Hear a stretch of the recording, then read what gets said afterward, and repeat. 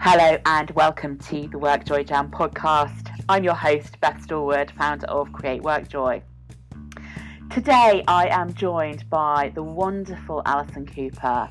And when I first spoke to Alison, I heard about her background and her history and all the incredible businesses that she has formed and developed and scaled. And her career is just such an interesting story in itself, and one of real WorkJoy actually, but the real version of WorkJoy, which is through those challenging moments, through the mountains that you have to get over, through the things that go wrong, through the businesses that suddenly aren't there anymore and don't work, and how that visionary being able to have the resilience and the tenacity to keep going, to keep starting, to start something new and to build it from scratch. I absolutely love this conversation with Alison, and I hope you do too. Welcome to the WorkJoy Jam. I am really excited today to be joined by the fabulous Alison Cooper. And rather than me tell you about Alison, I'm going to hand over to you, Alison.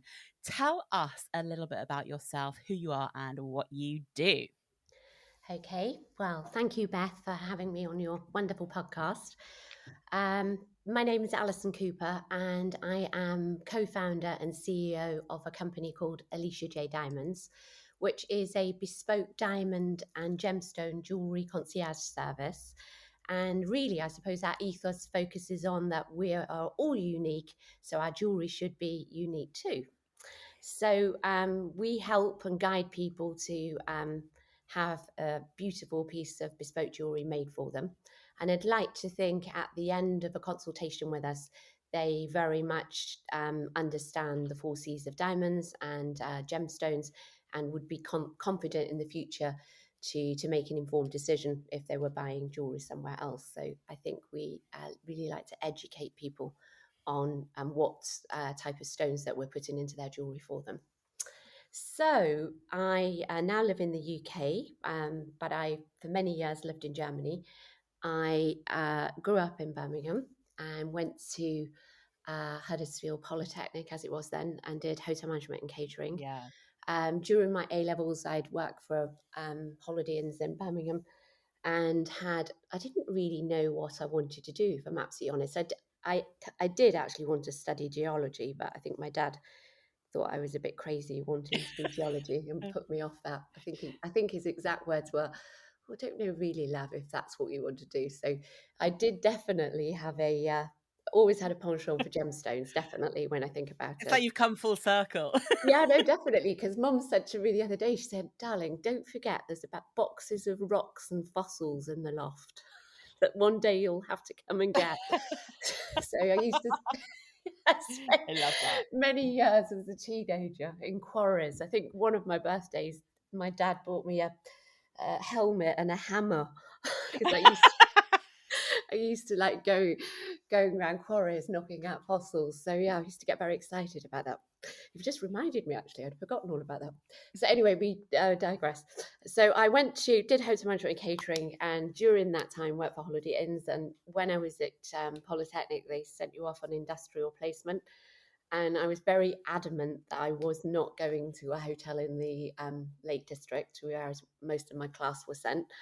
And I went to see my lecturer and said, "Well, I've done A-level French, English and German, so can I go and work abroad?" And he was like, "Well, we don't really have the budget, Alison, to go and visit people abroad." But anyway, I persuaded them. And off I went to Germany, went to work for Holiday Inns in Germany, and met my then future husband. And after I finished my degree, went to live in Germany. And I arrived in Germany. My husband was in fashion, so he decided that it would be a good idea for me to work in fashion. That lasted about 6 weeks. Oh, really? Yeah, we were not good in business together. I don't know, I used to look at how he used to do things and try and say, maybe we do it this way, but he wasn't changing. So I decided that it was either the relationship stayed and I had to go and find something else to do. So first of all, I taught English for a few years.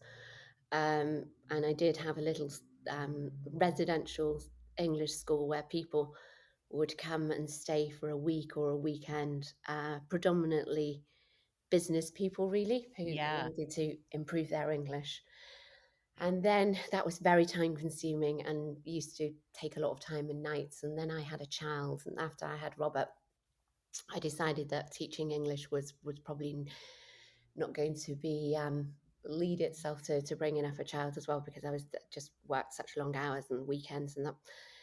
And for about 2 years, I'd looked at the German snack market and absolutely thought, how dreadful is the food on the motorways in Germany. You used to get these dried bread rolls with like cold, they were called Frikadellenbrötchen, but they were like cold hamburgers and bread rolls. And I used to think, oh, how do people eat this? And at the time, this is now the beginning 1990s, the sandwich market in Germany was in the UK was absolutely booming. I think it was like £1.4 billion market they were Wow. anticipating.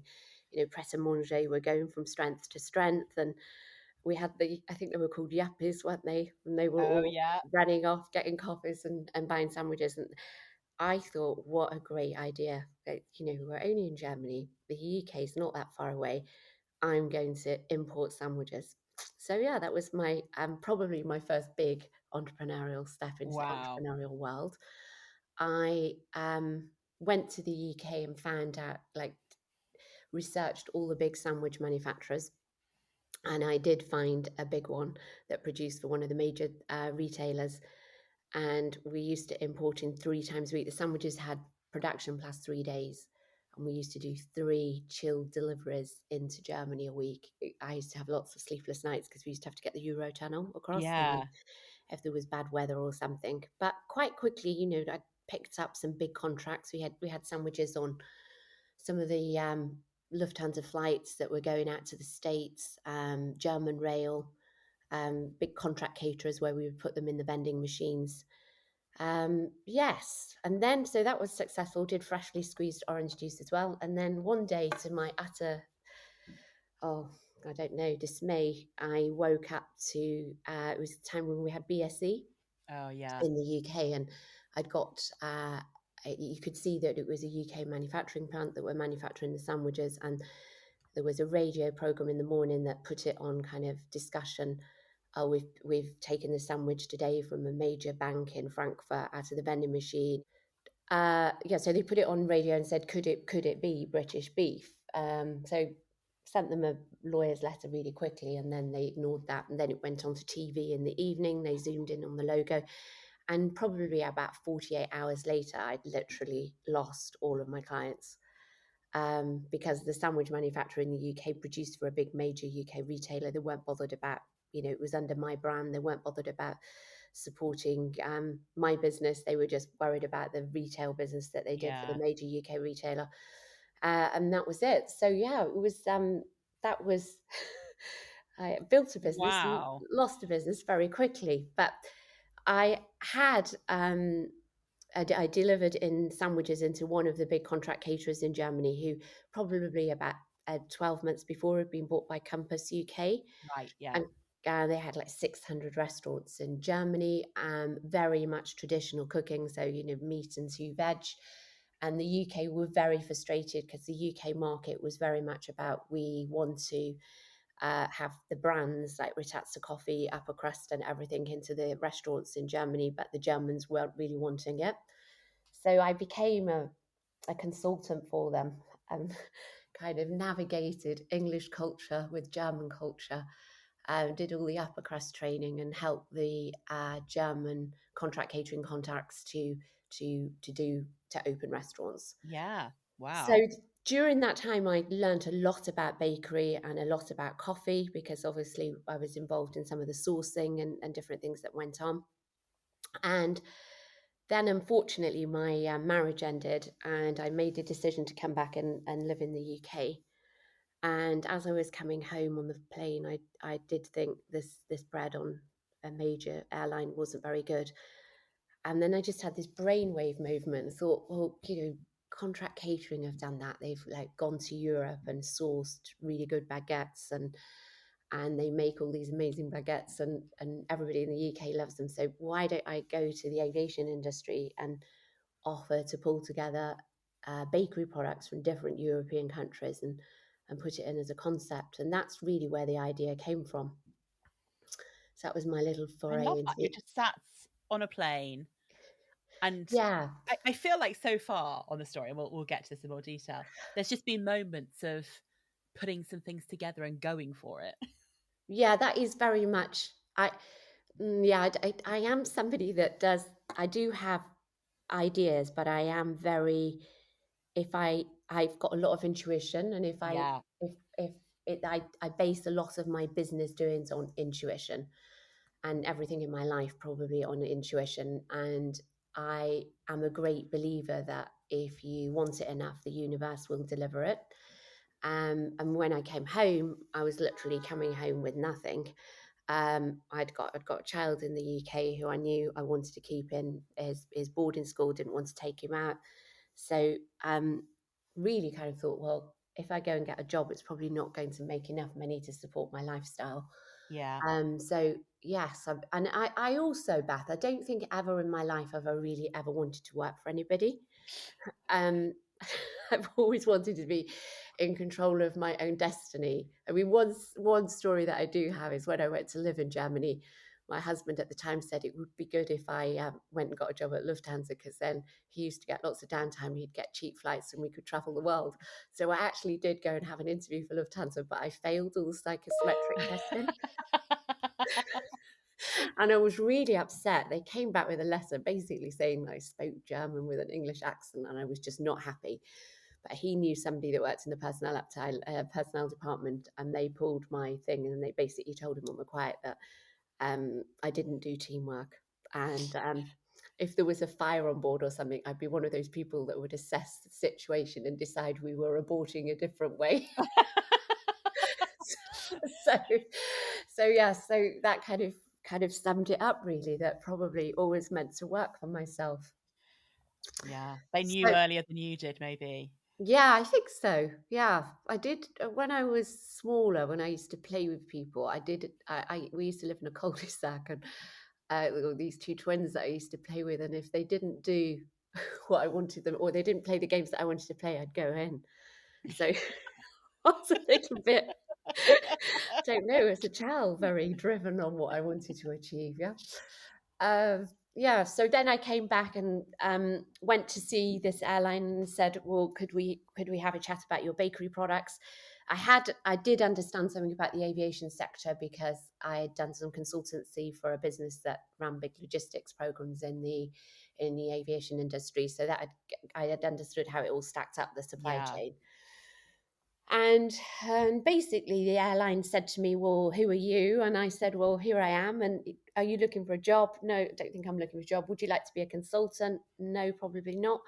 Well, why don't you start a company? So yeah, I thought, well, actually that's what I'll do. So I did go into business originally with another girl, and we started a company called En Route International, and it went from there, really. They did a tender for business class and first class and economy class, and we ended up winning business class and economy class, and that was the start of the business. And Wow. I had that business for 15 years. So yeah, I sold a major part of the business 10 years after I started it in 2012. I sold that to Donata, which is part of the Emirates Group. And then I did a 5-year earn out, and I finished in 2017. And then I thought, what do I do next? I Yeah. got to a point, I think, in my business in the aviation industry, there was a lot of cost cutting going on in the premium cabins. We were constantly being pushed to cost engineer products, which Yeah. kind of went against my creativity as a person. If you're constantly working to stringent budgets, you can't really be that creative with the packaging and the type of food products you're putting in. So that had started to I suppose, demotivate me and annoy me. And then there was also an element of me, I I knew what I could do. I wasn't being kind of challenged anymore in my learning and my thinking. Yeah. And I'd worked really hard. I mean, I'd gone from 14, I think, no, 12 million turnover in 2012 to 44 million turnover in 2017. So in 5 years, we'd driven such huge growth. So I was tired. I'd worked so hard, and I'd traveled internationally extensively. I was constantly away from home. And think I just got to a point in my life where I thought there must be more to life than working like a Trojan and and and sitting in meetings where people told me they needed to save money. Yeah. So yeah, I think that's where I got to, and I knew I was young enough to. I wanted to. I didn't want to leave the company. I mean, I got approached from so many airlines and aviation people after I left to work for them, but that never ever ticked my boat. I was never been a believer of starting a company and then going again in the same industry. It never Yeah. really appealed to me. That I wanted something new. And so when I gave up, I did some charity work for about a year. And during that time, I really sat and thought, what do I like? And one thing that I've always been passionate about is jewelry. Yeah. I've treated myself over the years to some nice pieces of jewelry. And I had people say to me, because I used to travel extensively to the Middle East, and I would quite often have people say to me, oh, when you go to Dubai, would you get me some earrings, or would you pick me up a bracelet for my girlfriend? And when I left en route international, a few people said to me, oh, you won't be able to buy my Christmas presents for me anymore, or my birthday presents. I thought, hang on a minute, is there a little bit of a business? And then really what clenched it is a friend of my son was getting engaged, and he came to me, well, he came to Robert and said, could you ask your mother about this diamond that somebody's offered me, diamond ring that somebody's offered me for my engagement? And I looked at the diamond he was being offered, and I said, well, if you can wait a few days, I will get you something that's far superior. And that was the first ring that I made, sourced the diamond and made, and really that was the beginning of Alicia J Diamonds.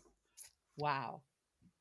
Such So an there we amazing are. story. And there are so many things I want to pick out because there's so many moments in that that are amazing and so related to a lot of the things we talk about in WorkJoy. So are you all right if I pick up on some questions and we can head Yes, down that way? absolutely. So number one, this whole thing that you have totally come full circle back to the thing that you really love. I think it's really interesting and we'll talk about that Yeah. in a bit. But I that whole just sitting there and kind of wondering and going, actually, what is it? And then just putting the pieces together and seeing that just a small idea or something you're interested in can create a business, I think is it's an attitude, isn't it? It's a mindset that actually there is businesses out there to be created. Yes, absolutely. But I think people ask me this, how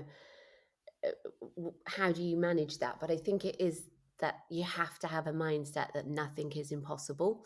Yeah. And I'm the type of personality that if somebody tells me I can't do something, I will do it. Yeah.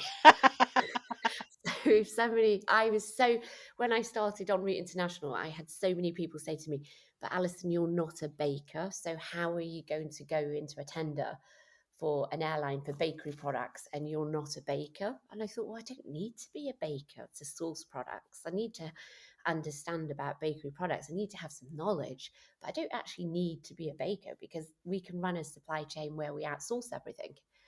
And the similar, I've had people say with diamonds, well, how can you go from bakery to diamonds? But my first business was consultative selling. We used to go to airlines and we would analyze their service on board in different cabins, and we would work out products that would work on board for them. So it wasn't a matter of, it was us working out what cabin crew needed, what passengers needed, how we would simplify the service, how we'd save them money, how we would save them time. So it's consultative, and Alicia J is really the same. It's consultative selling, but it's about diamonds. And I'd really like to think that anybody who's bought a piece of jewelry from me after their experience with us absolutely understands diamonds, the four C's of diamonds and gemstones, and would be able in the future to walk into any store or on the internet and would be kind of be able to delegate the how the world of diamonds. Yeah. Yeah. And that's the interesting thing, isn't it? It's not necessarily about being the expert, it's about knowing who the experts are and Yes. connecting clients and customers with the expertise. Yeah, definitely. And in this business, we've found suppliers in the diamond business. Yeah, I've had to kind of talk to people that have come from mining. I've had to talk to diamond grading experts. I've had cups of coffee with other competitors. I've run around Hatton Garden. I've gone Yeah. to New York. I've gone to exhibitions, and it's just a matter of just I think you've just got to have courage. Yeah. And you will always have people that will tell you why you can't do things. But I'm a great believer, if you believe you can do it and you've got the energy and the resilience and the determination, you Yeah. can do it. I love that. Courage, energy, resilience, and determination. Great Yes. words that are things that you can choose, right? You can choose to step into your courage. It's not something that you either have or don't have. It's something you really want and you can build the energy for. You can step into that and take some of these challenges on. And I think one of the things that really landed with me with your story and hearing it today is this idea that it's not all about, I mean, if you looked at your CV as an example, I'd be sitting there going, wow, you've had an amazing career. It's been brilliant. But you don't see the challenges behind that. Like I don't No. see the day you lost everything in the BSE crisis. I don't see that because you see outwardly the Yeah. success of what you've done, not the challenges and the hard times you've gone through. And it's not been easy all the time, has it? There's been some big challenging situations where, you know, you've lost a business and you've had to kind of start again from scratch and start again in a different industry, in a different world. Yeah, no, definitely. I mean, I, I, I don't think I give myself, I don't think I kind of ever sit and really think about it. But I, I think the one thing that I've learned, that you can't have a fear of failure. It's natural, but you Yeah. can't let it deter you, and you've got to remain ambitious. Yeah. And I've been fortunate enough to be strong enough to dig deep down inside me when it's been tough. And there have been, even when I had En route international, we got through SARS. I formed it on the back of 9/11.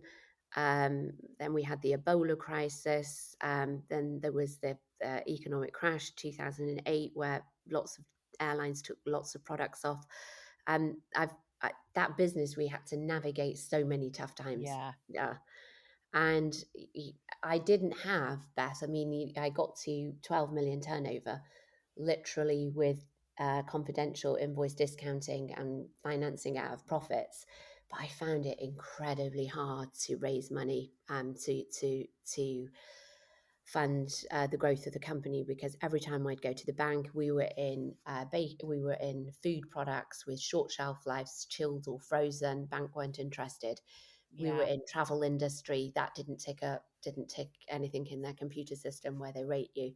So I would constantly be knocked back on funding. And I I got 2011. I remember I went to see an American carrier, and I came back, and my FD at the time said, well, it's really a great opportunity that we're going to be in the tender, but it's £1 million worth contract, and we just don't have the cash, Alison, to fund the stock. And I was really happy that I'd got us into this tender. I remember sitting at my desk thinking, well, you're the FD. That's what I employ you to do. You've got to go and find the money.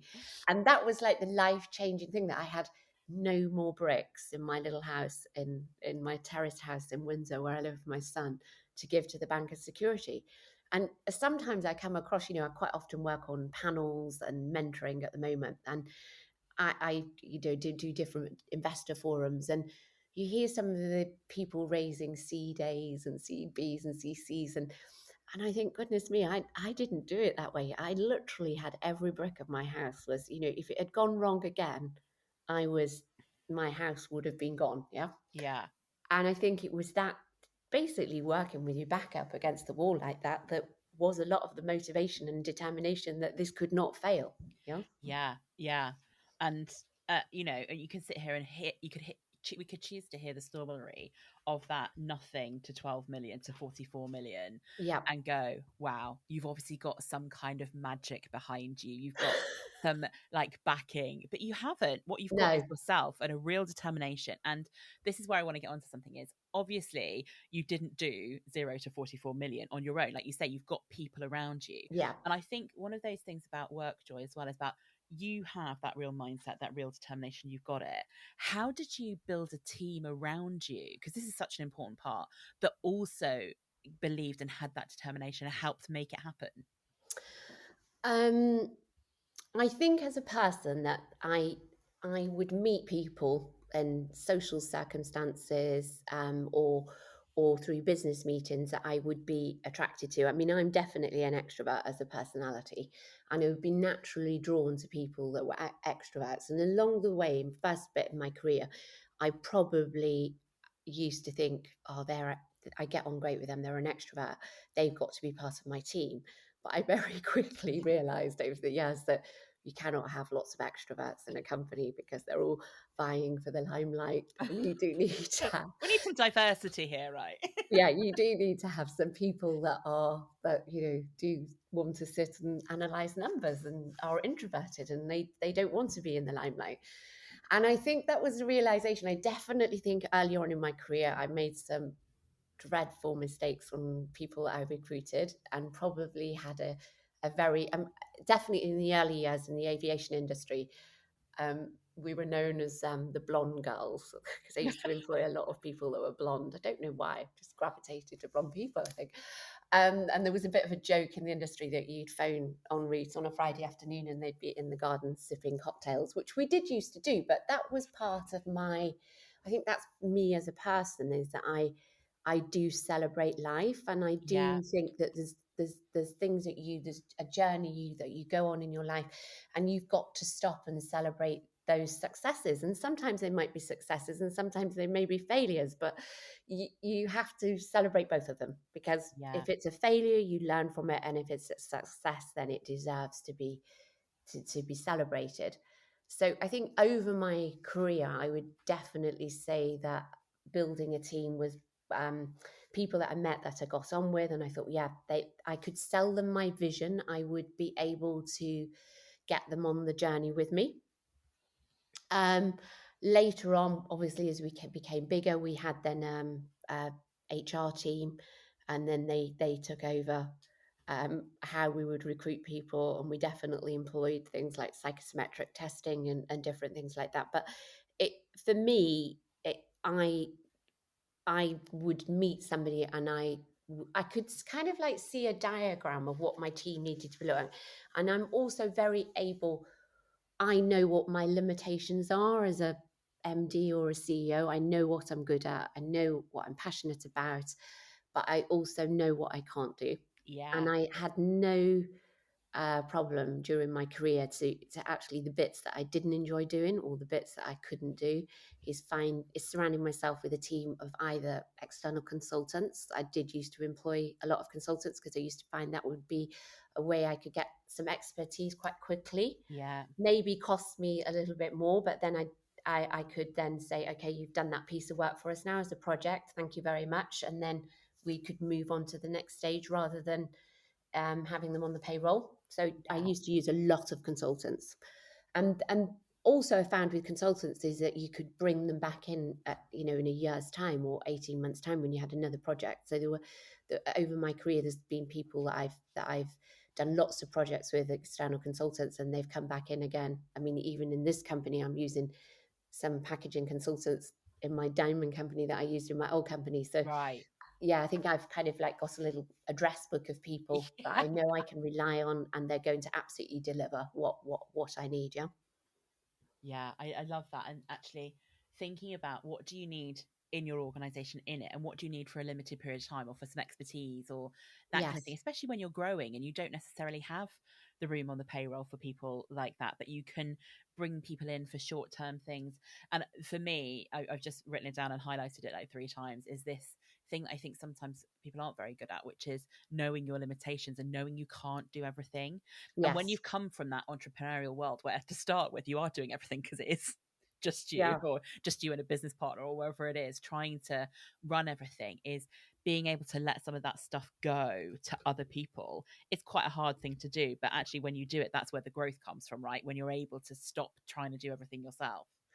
Yes. I mean, I quite often help people when they're um, I do some consultancy on scaling companies, and I think one of the things that predominantly I get faced with as questions is but but how do how do you know when to let go? How do you know when you shouldn't be doing Yeah. anything? And I think you have to be able to say to yourself, well, I don't enjoy doing this. I mean, we used to get huge tenders in, that were, I don't know, 200 pages long from some of the Oh, international wow. airlines. Yeah. There was absolutely no way I was going to read that. It didn't interest me.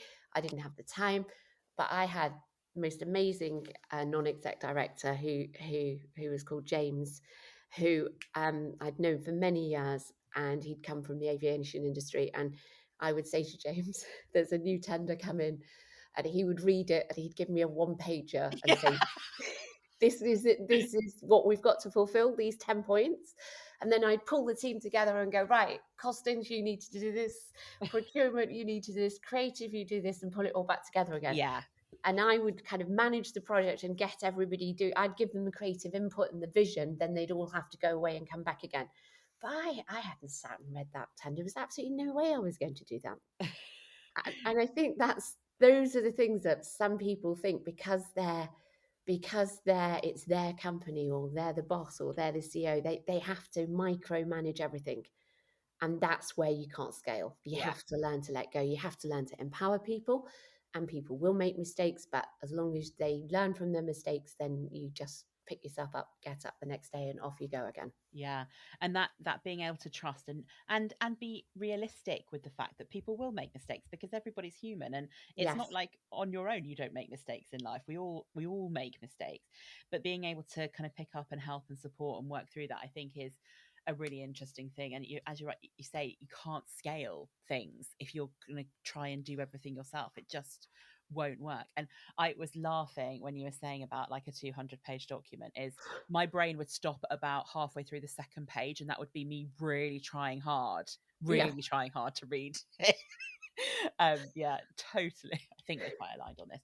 Also very extroverted, and knowing that I can't do everything here. So here we are now. So you sold your organization over a period of time, and you're now in your new world of Alicia Day Diamonds, and you're growing this new organization. How are you finding joy in kind of creating things again? Um, I, I mean, I had some time off between the two companies, and during that time, I did do some charity work.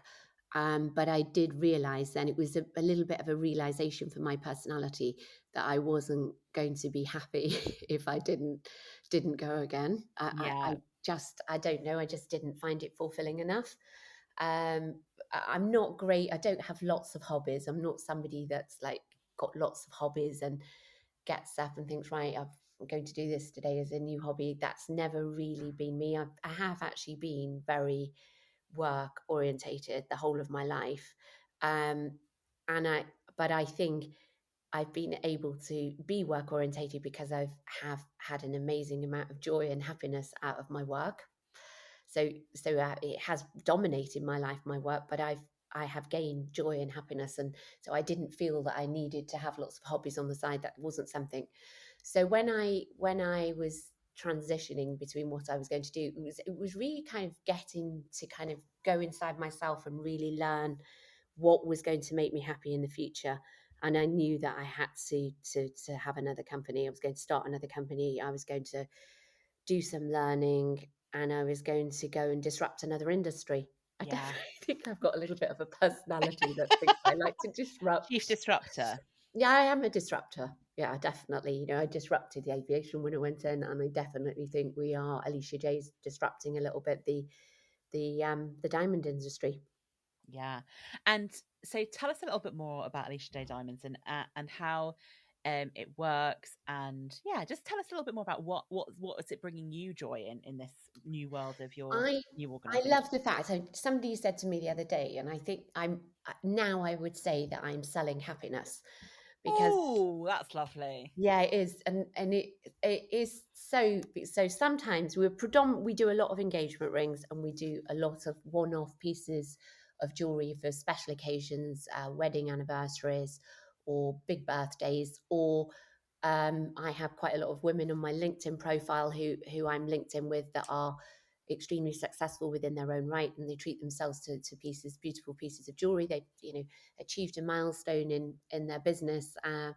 And they come to me and say, right, I'm going to treat myself to a big bold ring, for example. So we go from young people that are getting engaged, older people that are getting remarried again, I've also do change engagement rings. They've got a divorce and they want to keep the stones and they want them made into a necklace because they don't want to have it just sat in the safe. So we do all different aspects of jewelry. Yeah. But I think when I did my training in between the two companies, the Gemological Institute of America, so I learned all about, because I felt that I couldn't go and sell diamonds and gemstones if I didn't really understand about how diamonds and gemstones and mining and everything. So I did do a years long course on all of that, which was hugely interesting, and I definitely kind of realised that I did have a passion for things that have matured over many years. So that fossil hunting thing from a child Yeah. definitely is in me somewhere from a previous life, maybe, I don't know. Um, and then I then started to look online, and obviously there's a lot of online jewelry now, just due to COVID. That's lots of the jewelers have gone online. But then when I spoke to people about their jewelry experiences, I just felt it wasn't that special. It wasn't something that they'd at the end of it think it was an experience that they really enjoyed. So for me, it was like bringing kind of happiness and joy into the experience, and then really sitting down and understanding them as a couple or understanding them as a person. So one we did the last month for somebody is that it was a 50-year anniversary, wedding anniversary, and they had met backpacking in Australia, Oh, and the guy wanted to buy her something special, and we came up with this idea that they've met in Australia. Let's go and find some amazing opals from Australia. So we found these lovely opals, and we did this beautiful bracelet for her. And then we engraved the place in Australia where they'd met, in the back of the tree. And she was just so, well, she was just so happy that I don't know, happy is the right word, just overwhelmed that he'd gone to so much trouble to yeah. celebrate their 50 years in marriage, that's where they'd met, in Australia. And we'd managed to kind of go to the mine near where they were and find them. And so for me, it's about designing something. It's a story. It's incorporating their life story into a unique piece of jewelry that they're going to have for a lifetime. And it's the same with engagement rings. Quite often we put birthstones inside the band of the ring. If some people have already got children before they get married, so we put the birthstone of their children inside the band. We engrave something. We lots of different things that we can add into to kind of make it a unique piece of jewelry, I love and the it's way an that, experience. yeah, it's just, Yeah. it's what I'm hearing is that the jewelry is the thing, but actually it's the experience of creating it together and making something really special and different and unique that brings that real joy to the whole experience. Yes, yeah, absolutely that. But on the way, Beth, I'd like to say is that we educate people. Yeah. As a lot of people that will buy jewelry and they will absolutely not know after the purchase what diamond they've got, how to read the diamond report if it's indeed come with a diamond report, understand about the gemstones that are in there, where they've come from in the world.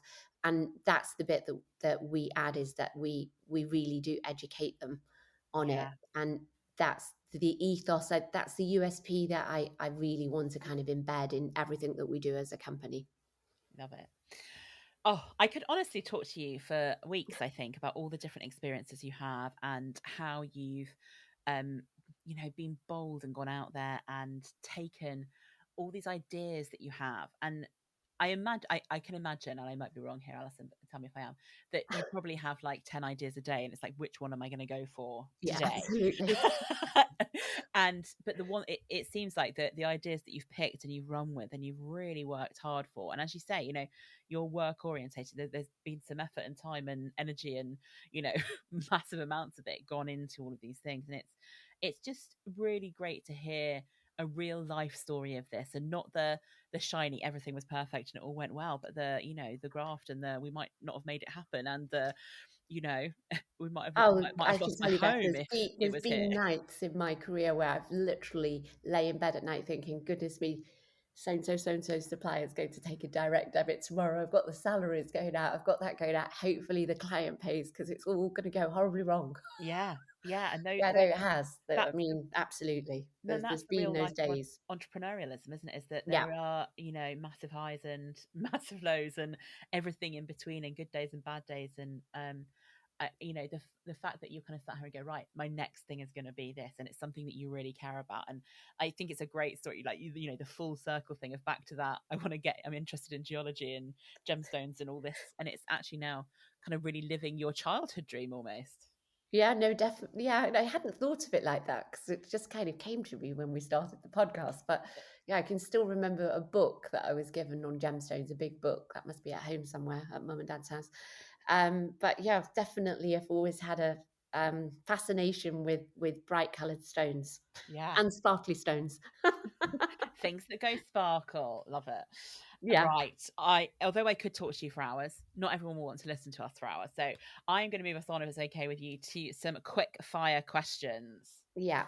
So my first question is for you personally. What is always guaranteed to bring you a bit of work joy? For me, it's when I build a team at work, it's the relationship that I have with my team. Yeah. So I love bringing individuals together. I love the fact that they're diverse. I really enjoy building like a joyful working environment. And very much all of my career, I've always celebrated. I mean, I Yeah. think a lot of my ex staff and current staff absolutely know that I drive performance, and I do drive performance. But I think it's the fact that I understand how to impart my creativity, how to show them my vision, and then it's kind of like little cogs in a wheel. They all go off and work, and then come back, and we have this big creative project that we've done together. That Yeah. just from having an idea over coffee to it then being delivered, that is just so joyful for me. Just see the magic happen by a lot Yes, of yeah, experts going off totally. and doing the thing that Yeah, they're great at. I love that. And the celebrating, I was thinking back on when you were saying that, we probably were having a cocktail in the garden because that's how we did it. We worked hard and we kind of had that play hard yeah. mentality as well. Brilliant. So working with the team. Next question. What book are you currently reading? Oh, this was a hard one because I absolutely am not. I do read quite a lot of spiritual books. Don't know whether that's because Yeah. because since I've given Whatever, up work, I've kind of floats your boat. yeah. So I've kind of like, and I do journal quite a bit, but I'm not somebody that sits and read. But there's one that I have read last year. I was just trying to get the name for you. Can't remember the name. Sorry, you might need to edit this bit out. The Good Vibes, Good Life by Vex King. Ooh, that sounds Yeah. good. And that one, it kind of, I mean, I do like reading books about personal advancements and like looking at your life. And I think why I really like this one is it kind of gets you to focus on lessons that you've had in your life and Yeah. you could how you could kind of pull those together and they could potentially then change your life. So it's looking at kind of going inside and saying, okay, I was sent these lessons because I'm a great believer that we do come to earth with a path, and I do think that my path, I have had to climb some mountains, but then you have to kind of look at it and say, okay, I climbed that mountain, came out the other side, but what's the lesson that I've got to learn, and how do I not have that affect me again? Yeah. And that book is very much about well, as the title says, good vibes and good life. It's very much about positive affirmations, forward thinking, dealing with stress, and lots of inspirational words. Brilliant. I haven't heard of that one, so I'm gonna look Yeah, into they've got it. it on podcast as well. Ah, I love it. Something to listen Yeah, to. an audible book. Yeah, that's totally my world. Um, so question 3: what is the best or most useful bit of advice that someone has given you in your life that you always find yourself coming back to? Treat people with kindness. And I think that, yeah, somebody gave me that when I think my uncle gave me that when I was younger, and just treat people with kindness.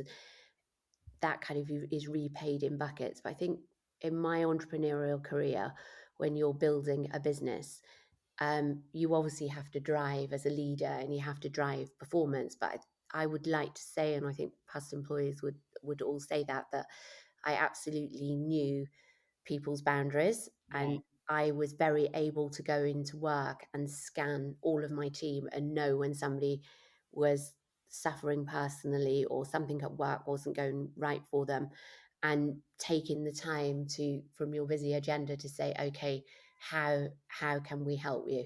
Yeah. And that kindness has been repaid for time and time again in my business, Yeah. The in my reciprocal business method. life and scaling my company. And then I think on the flip side of that, is then don't be afraid to show that you're vulnerable, Yeah. and that you as a leader, that you won't make the right mistakes. We are human, we do make mistakes, and if you've made an incorrect recruit, don't be afraid to say to the team, well, that recruitment didn't work out, we're going to start again. And I think so it's being kind and being able to show vulnerability, and then that kind of creates a really nice empathy within the work culture. Yeah. Because it sets that tone, doesn't it, for Yes. everybody? So Yeah. that kind of kindness and vulnerability together equals the right culture that you're looking for. Yes. Brilliant. So, as we finish off, Alison, tell us, where can people find out more about you, about Alicia Day Diamonds, and maybe go and have a little look and see if there's anything they want to treat themselves to? Okay, so our website is aliciajdiamonds.com, and we have a contact form on there, so you can contact us through that. Then we've got a big Instagram presence, so that's Alicia J Diamonds. And I've got my LinkedIn profile, which is Alison Cooper.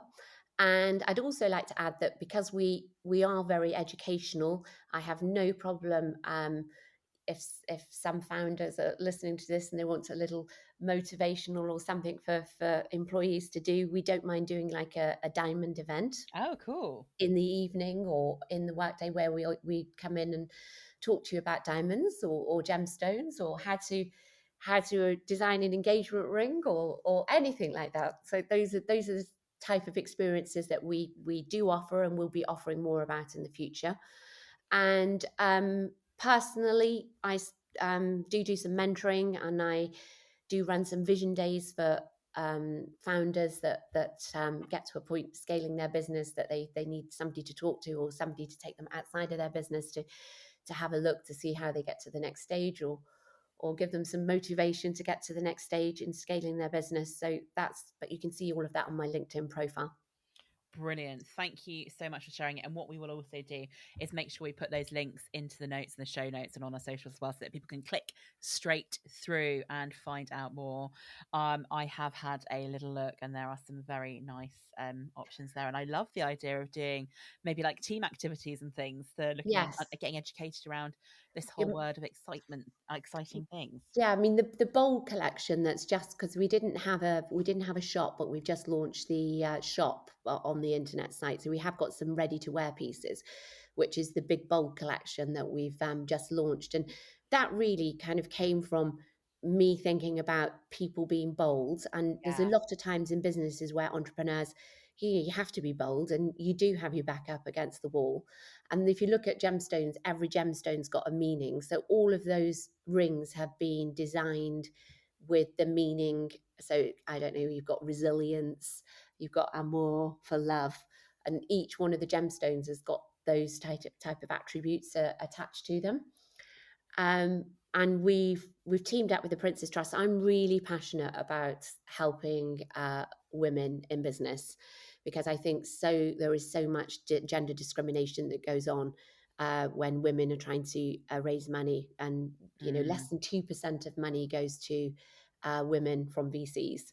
But one of the causes that I really, really do believe in passionately is the Women Supporting Women from the Princess Trust. Yeah. So we've teamed up with the Princess Trust, and we're donating a part of the profits from the bowl collection to the Princess Trust. And it was kind of just so lovely. The other day we did a big event for the Brilliant Breakfast for the Princess Trust, and we teamed up with Coots Bank, because Coots are a very big supporter of the Princess Trust, and my celebrity hairdresser, Daniel J. Gelvin, he helped as well.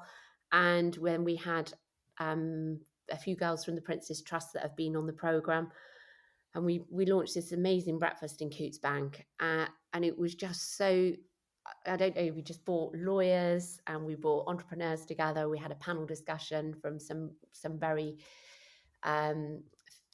people that have scaling their businesses or have been very successful already and within their own right. It was a day where we had lots of different types of people together, but it was so nice to see that we could bring them all together for one cause to help women supporting women. So that's kind of where that collection comes from. And there's some more collections that we're currently designing at the moment. So watch this space. Brilliant. I can't wait to go and have a little more and see where all this gets to. And, well done on creating your next business. It's an exciting time. And I really can't wait to see it go from strength to strength. And obviously the supporting of things like the Prince's Trust as part of that is such a wonderful thing to be able to do. So Alison, a huge thank you for being my guest on the WorkJoy Jam. Yeah, thank you very much. And I've listened to lots of your podcasts. I think they're very good. I think it's amazing what you're achieving. And I really love the concept of joy and work, because I'd never really actually kind of thought about my career, but I do think I have been so embedded in my career because I've had a lot of joy on the way. Yeah, so definitely.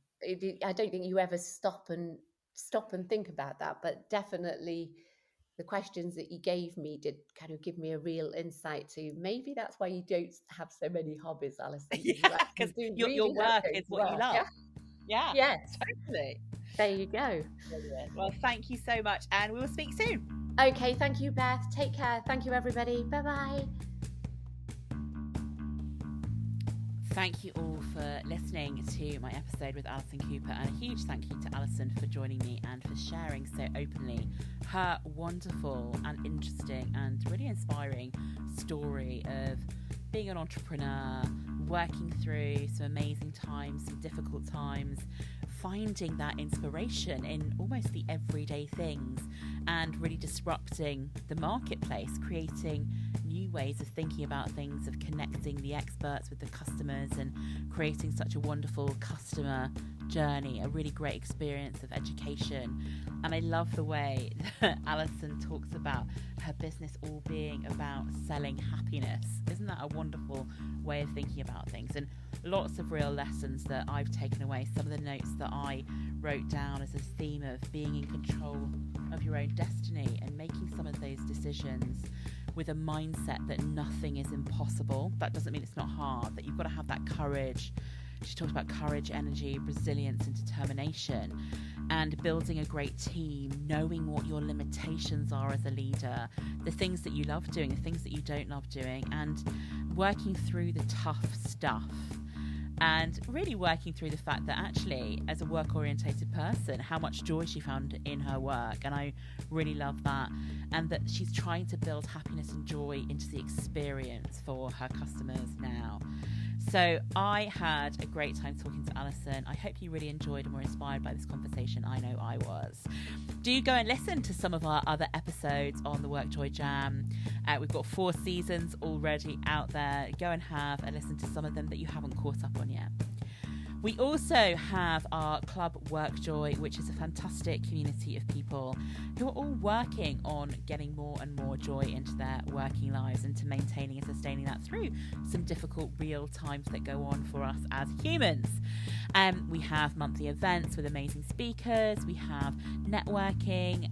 Every week you can ask me any questions you want to, and I will come back with my thinking on them. And if you're interested, head over to createworkjoy.com and have a little look at Club WorkJoy and see if it's something that you might be interested in. I also have my freebie, a downloadable Where Do You Get Yours, to help you work out where your WorkJoy is coming from and how to get a little bit more of it a bit more often. And you can download that from the website too. Thank you all for listening. I will speak to you soon.